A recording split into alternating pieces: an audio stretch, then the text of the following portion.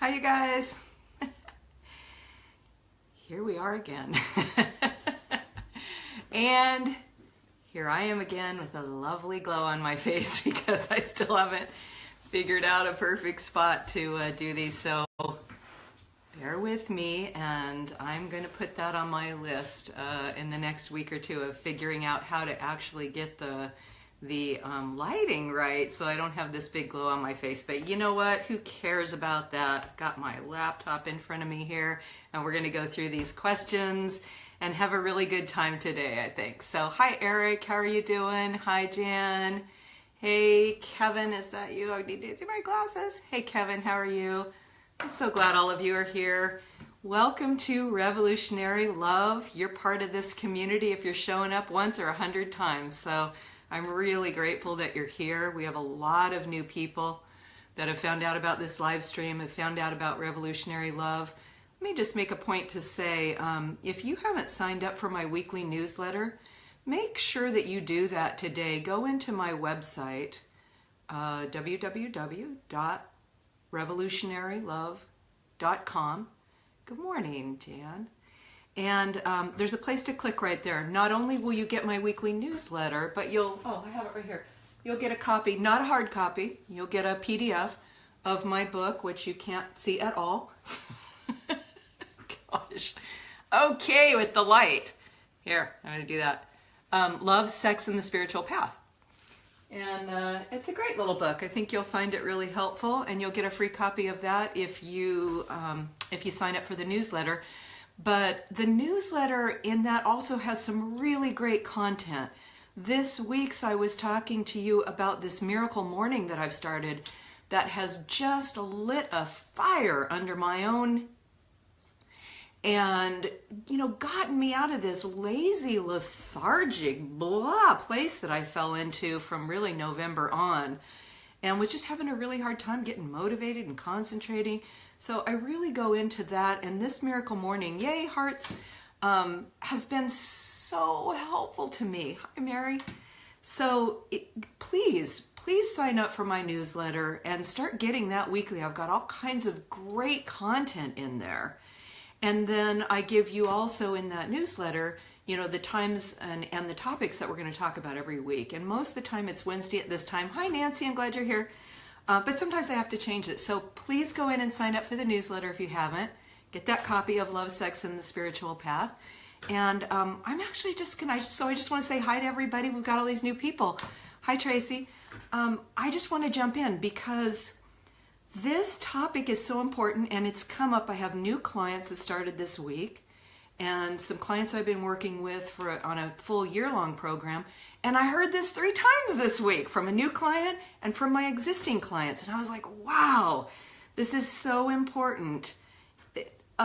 Maybe a month or 6 weeks ago, I did a live stream on conflict.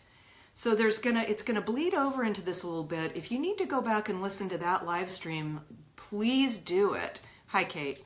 But let's jump in today because this is so important to talk about the ways that we just hand our power away to people by not talking about what we want to talk about. And I have to say it like that. And the reason I'm laughing like this, my lordy lord, did I spend a lot of time in my life doing that. So here's what I wrote that we would talk about. I've got my laptop in front of me. I'm just going to look at this really quick as I say hi to you guys. I'm so glad you guys are here.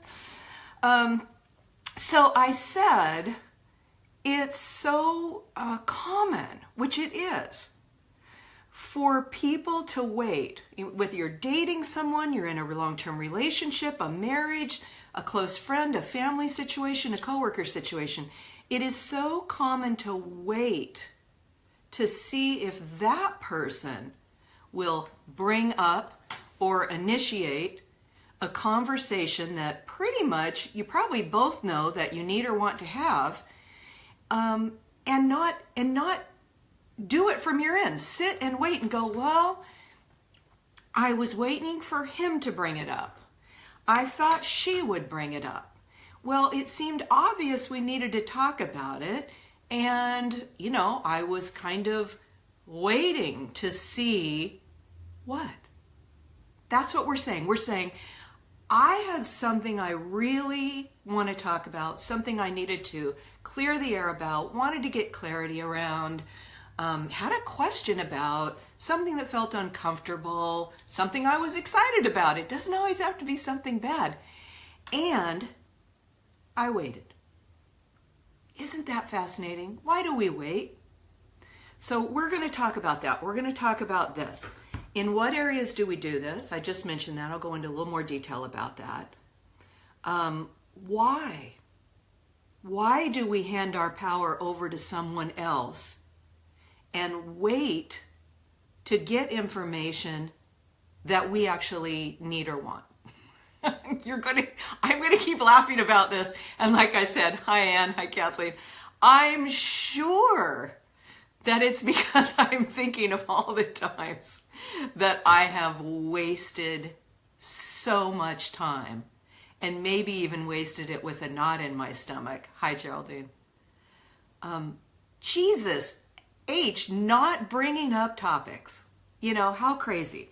So we're going to talk about why we hand over our power in that way. Just waiting. I want to talk about something, but I'm going to wait for you to bring it up. What keeps us from speaking up and asking important questions of others? So those two kind of go together. And I put especially in dating because this is where I just hear it probably weekly, you guys, and in marriage. And then how does the personal foundation work that I do support getting out of this really exhausting dynamic? Okay. How many of you, can I get some thumbs up and some hearts? How many of you really relate to this or have done this yourself? Or maybe are in the middle of doing it right now. And this is, wow, I have something I want to bring up. I have something I want to talk about. There's one. I have something I want to address. I have something on my mind. I have something that feels important. And I'm waiting to see if that other person, my family member, the person I've had 2 dates with, my spouse, my child, a coworker, my boss, hi Sharon, I'm waiting to see if they bring it up first. Why do we do that? So let me give you a few just examples and we'll go into why do we do that. Let me just give you a couple of specifics, okay? Dating, where I hear this all the time and heard it 3 times last week, okay? I'm dating someone. I've had a phone conversation before we decided to have that cup of coffee. I've had one date where we went and we had a little walk. I've had 1 or 2 dates where we've had dinner or whatever. We've had, some sharing like you do on some of those initial dates, but I'm getting a weird feeling. I don't know. It seems like maybe he might be married or seeing somebody seriously. I don't know. I can't tell, but sometimes the things he skirts around or whatever, I get this feeling maybe he is, or one was, maybe he has kids. I'm not sure. He hasn't said. And I say, you guys, I'm going to laugh through this whole damn live stream. Did you ask him? What do you think they say? Come on, somebody please put the comment there right now. Please, I'm going to sit here and wait. What do you think my clients keep telling me when they go, God, I'm really wondering as I'm dating this person about this thing that's kind of concerning me, putting a knot in my stomach. Anybody, please, Geraldine, Sharon, somebody, what do you think my clients say to me now? And I go, did you ask? Come on, you guys. Okay, I'll answer. They go, no. We are such silly human beings, aren't we? I love my clients. I'm not laughing at my clients. I'm laughing because I've done this stupid crap in my life. Can we not laugh about this? I'm dating someone. I have a real serious concern that he might be married. Did you ask? No. God. Okay, let me give a couple other examples and then we'll come back to why we hand our power away in that way. And don't ask the most obvious questions or the things that we're saying. I just want some information. I have every right to ask. Here's another situation. We sit in a family dynamic or a family situation, maybe something over the holidays. And we realize now that, wow, all of a sudden, my parent, my mom, my sibling, my son, somebody, is kind of going silent on me. I send a text and say, I hope your week's going well. I don't hear anything. I sent a Christmas card or whatever. I didn't hear anything. I left a message and said, hey, I would love to maybe get together in the next week or something. Let's make some plans. I don't hear anything, or I get a text back that, it says something kind of short like busy, or something like that. And not just once, but if this has gone on a few times, you get this sense of, wow, I wonder if there's something going on. Hi, Stephanie. I wonder if this family member's upset with me. I wonder if during the holiday time, I said or did something that felt uncomfortable. I wonder if there's something going on with this person and they're not saying it. Whatever. I wonder. And then instead of simply picking up the phone or leaving a message or whatever and saying exactly that, hey, I was just wondering if you're okay. Kind of getting a lot of non-responses, and I just wondered if there was something going on, if there was anything we need to talk about, and if not, great. I just hope you're having a good week. Isn't it interesting that we don't do it there? So dating, the big one where I said we don't ask the most obvious questions that we're wanting to ask.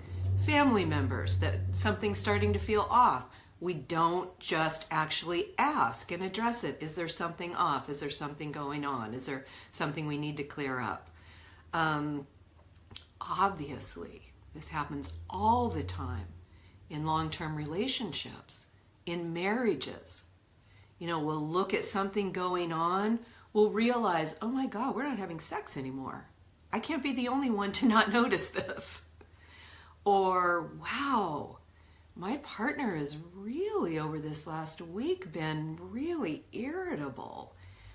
He or she's not mentioning anything going on. I really wonder if there's something going on, if he or she's not feeling good, if I did something, if they're upset. Wonder why we're not having sex anymore. Have we just gotten busy? Is there some resentment going on? All kinds of things that can go on in a relationship or a marriage. And we sit there and we know right away that, wow, something feels a little off. I have some questions. I want to address this. I want to see what's going on. And what do? Just what I've been talking about here. We go, well, I'm going to see if he or she brings it up. They have to be noticing it too. I think I'll wait and see if they bring it up. Oh my God, it's so crazy that we do this, you guys. And the other big area is certainly with our coworkers. Sometimes with bosses and things, but certainly with our coworkers. We'll get in a situation where we work closely with somebody, or maybe we've had a good partnership with somebody at work, and all of a sudden we're clearly getting the cold shoulder. We're clearly working with somebody and we're not working like a team anymore. We really absolutely can get the intuitive hit that something's off. And same thing like I was talking about with family. Something happened here? Did I do or say something that upset somebody? Is there anything we need to clear up? Is somebody having just something personal going on where maybe I could say, wow, do you need some support? Maybe they've got something personal going on, a health diagnosis or a family situation going on, and they're kind of shut down and we're taking it personal. But my point being, we know that we're noticing something's off and that it's uncomfortable for us, and we'd like to say, wow, is there anything going on? Could we clear this up? And we wait. And we wait. We wait to see if they bring it up. We wait to see if they walk by our desk and say, hey, by the way, sorry I was kind of a you-know-what last week. This is what happened. We wait to see if it blows over. We wait. We wait. Why do we wait? Those are the 4 key areas that I really see. Dating, big one that I hear every week, something around this.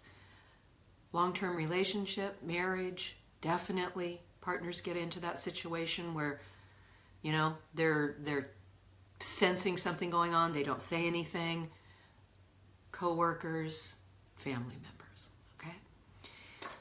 The second 2 things I said we'd talk about are, why do we hand our power over to someone and wait to get information that we actually are wanting? That's so interesting. And that runs into what keeps us from speaking up and asking the important questions of others. Why? So this goes back to that live stream I did before on conflict. Why, when we want information, when we have questions we want to ask somebody, when we would like some more clarity around something, when we know and have the hit that we would like information, we would like further information. Why, oh why do we not simply ask? Okay, the simplest answer to that, you guys probably know this. You're all my tribe here. You know this. Anybody want to put the simplest, shortest, one-word answer of why we don't ask the questions that we want to ask? Anybody? Come on, you guys. What's the shortest answer? One word. Fear. And then we'll talk about what kind of fear. But the whole reason that we sit and go, wow, I wonder if this guy I've had a date with is married. Yeah, thank you, Jan. Fear.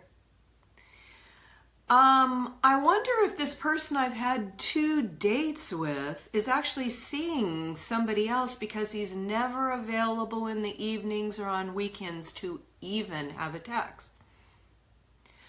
Hi, Kelly. Fear.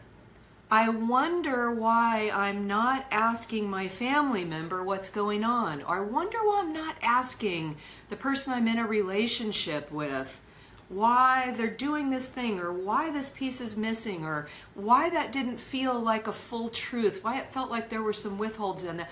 I wonder why I'm not asking what it is that I want to ask. Because I clearly know I would like some more information. The simplest answer is that one word, fear.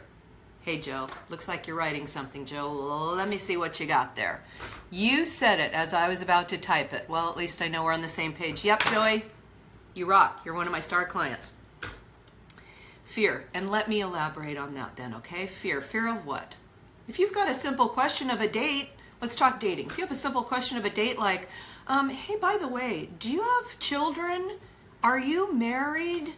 Are you free and available to date? Was that last thing you told me a lie? Because I found out that wasn't the truth. Why? Fear of what? Here's what I hear and experience, and my clients tell me. Barb, let's take dating. I don't want to ask because I don't want to be perceived as pushy. Barb, I don't want to ask that question of a date, anything that would be information that you had every right to know, or, by the way, somebody probably should have shared on their own already in the first date or two, because I don't want to come across like I'm grilling somebody.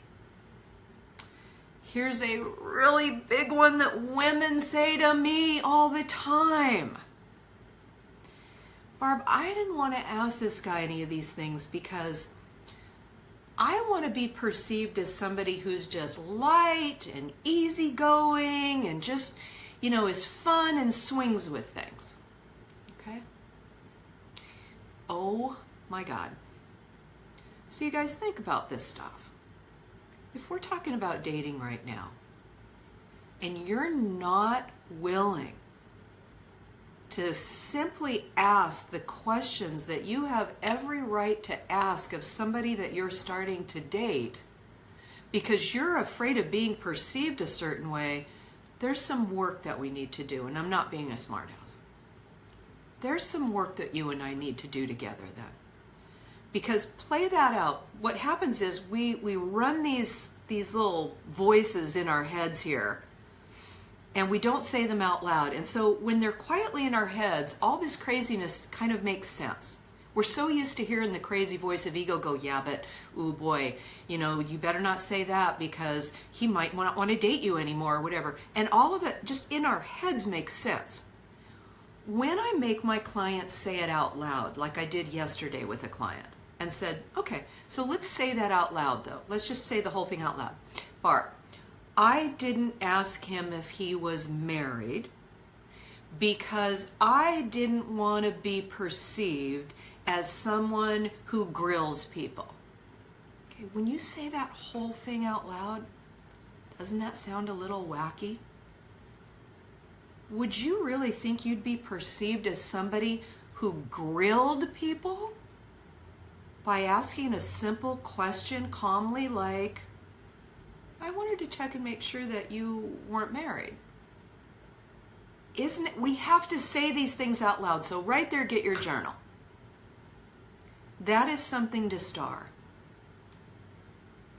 We have to say things out loud that we hear running through our head, because that right there will help you.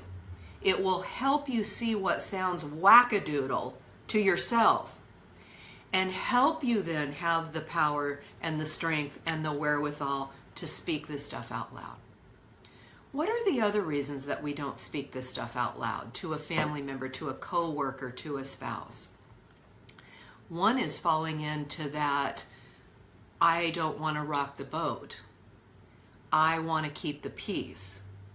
That mindset that I talked about in that live stream before of believing that every conversation is going to turn into a conflict. Assuming that there's going to be a conflict when who's saying there's going to be a conflict? Who's saying that you asking a question is going to cause an argument or a conflict? So don't set that up in your head. Don't create that energy from the beginning by holding that and moving into that space and asking a question in that way. Why would anything need to be a conflict if you're just saying, I would love to get some more information? Now here's what we need to remember about that. It's what I talked about in that previous live stream. What is your delivery though? What is your tone? I mean, are you coming in, let's take the example of with a long-term partner or a spouse, okay? And you're saying, geez, I'm sitting here wondering why we're never having sex anymore. Or, geez, my partner has really seemed irritable this last week and he or she hasn't said anything and I wonder what's going on. Okay, you have to do your own work. You've got to show up with emotional maturity. I'm talking about asking questions and asking for information by coming in and saying this. Hey, honey, could we find a little time this evening or sometime this week to just sit and kind of check in together and see how things are going? Because I've noticed that we're not having a physical connection anymore. And I really miss you. And I miss that. Or I've really noticed that you've just seemed on edge a little bit this week. And if there's anything going on that I could just sit and be a good listener and maybe let you kind of talk through some things, I'd love to do that because I love you. And, you know, I just want you to know I'm here for you. Can you guys hear and feel how different that is to raise questions, to ask for information, to ask for clarity? Thank you. Hearts and thumbs up if this is resonating. Versus the way that we let fear lead, either having us not ask questions, not ask for clarity, not ask for information, or wait and wait and wait and then ask in sort of this reactive way, this way that we're just kind of being impulsive, or we're feeling resentful or frustrated, and we say something like, Jesus Christ, we never have sex anymore. What the hell's going on? That's not helpful.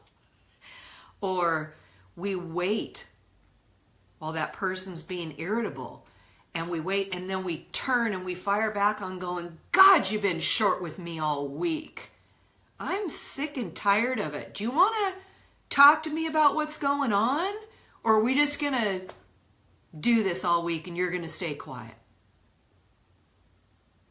I know that sounds harsh, but I got to tell you, people, this is how a lot of discussions are being brought up.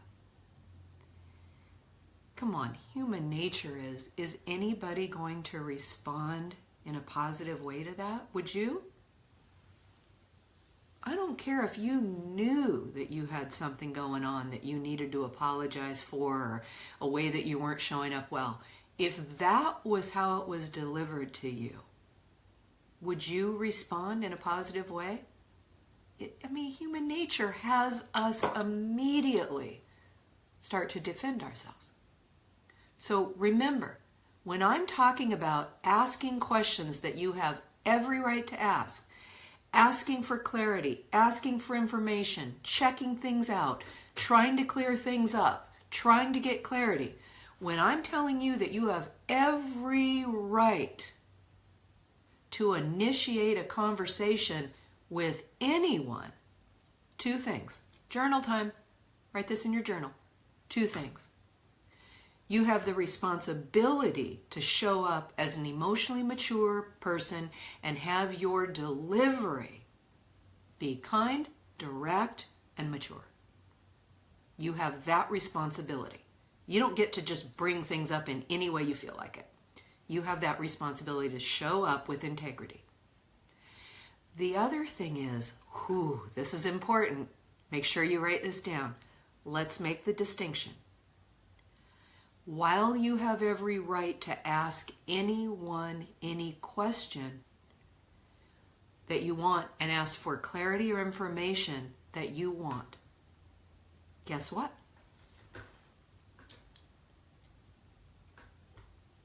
People don't have to answer you.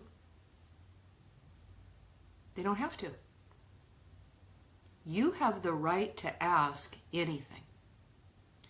You do not have control over whether you get any kind of answer, or a healthy answer, a good answer, or an answer with good, kind delivery. You don't have the right or deserve an answer from anybody. Stay with me here. It may seem like we have a right to get an answer from our partner or from our spouse. It may seem like we have the right to have somebody we're dating give us the whole truth about everything. It may seem like we deserve for that family member to tell us what's going on and to apologize if necessary for what's going on or whatever. But you know what? We don't. We don't deserve anything, and we don't have the right to anything. But that doesn't take our personal power away.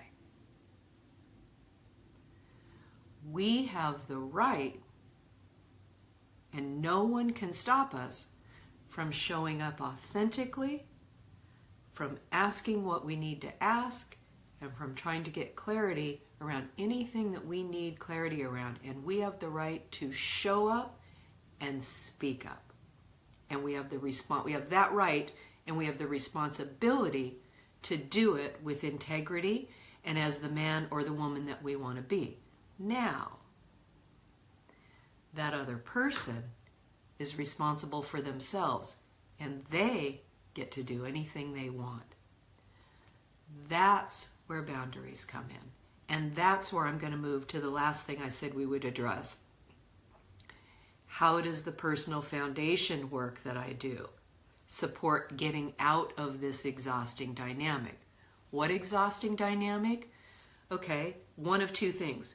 Either not speaking up and not asking questions and not trying to get information that we know that we need or that we want to have out of fear, out of being afraid that, we're going to be perceived as somebody who's pushy or not easygoing or whatever's going on, out of maybe simply not having the skills or tools, like I'm giving you examples of how to have a conversation in a calm, kind way. Maybe you simply don't have those skills.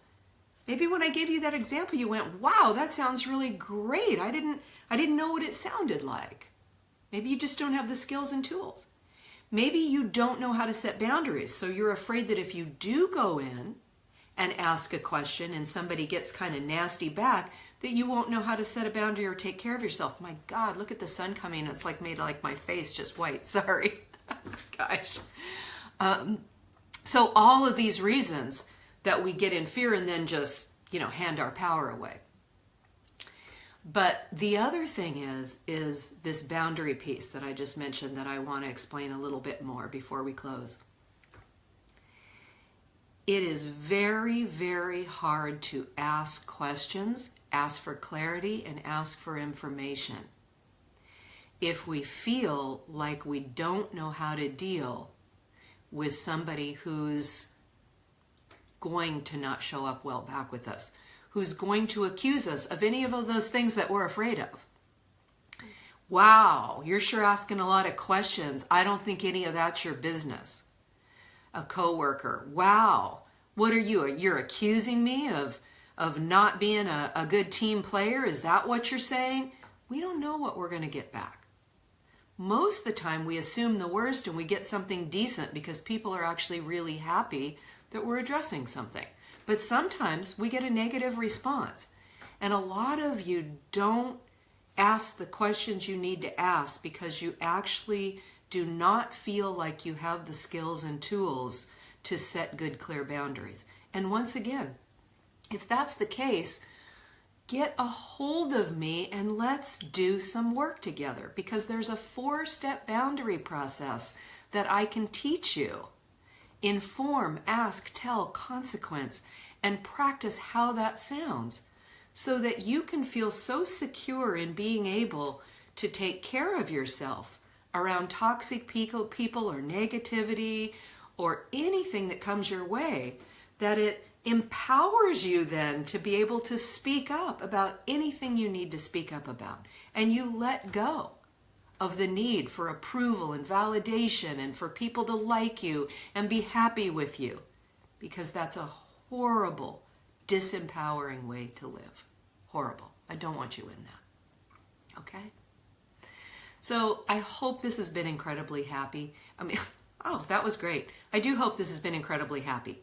I hope this has been incredibly helpful and that you're actually really happy to have heard me say again as we're moving into this new year, please stand in your power.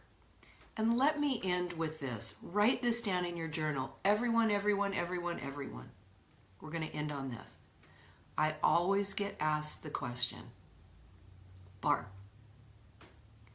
why do I seem to always be the one to have to initiate conversations, take the first step, be the leader in this way? Why, oh why is it always me in this marriage?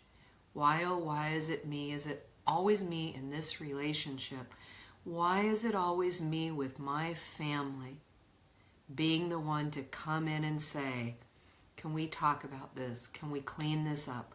Why is it me that every time that I'm dating that I'm taking the lead and really asking these important questions? Why?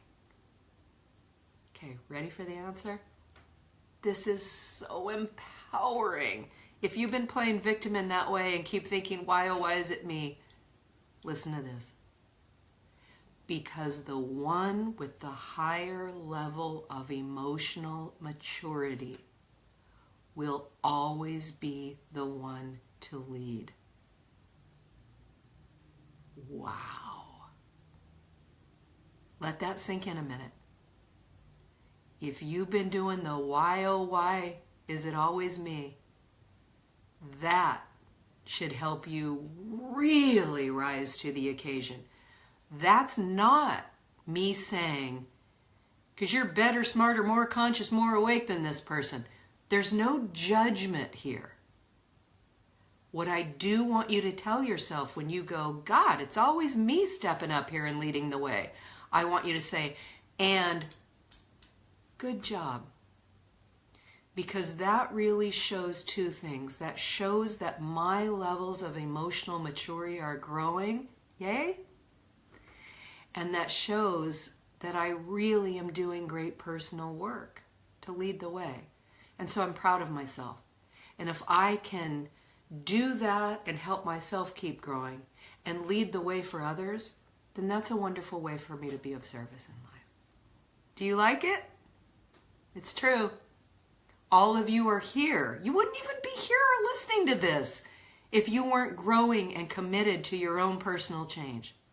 The relationship that you have with yourself is the one that needs to grow, is the one that's important. The stronger and better your relationship is with yourself, the better every relationship that you have is going to be. Or they will drop out. You will just let them go with ease. I hope this has been incredibly helpful. Please, once again, pass this on to others, post it on your live streams or on your Facebook pages, send it to people that you know really could use this. I'll see you here next Wednesday. Peace and blessings to all of you.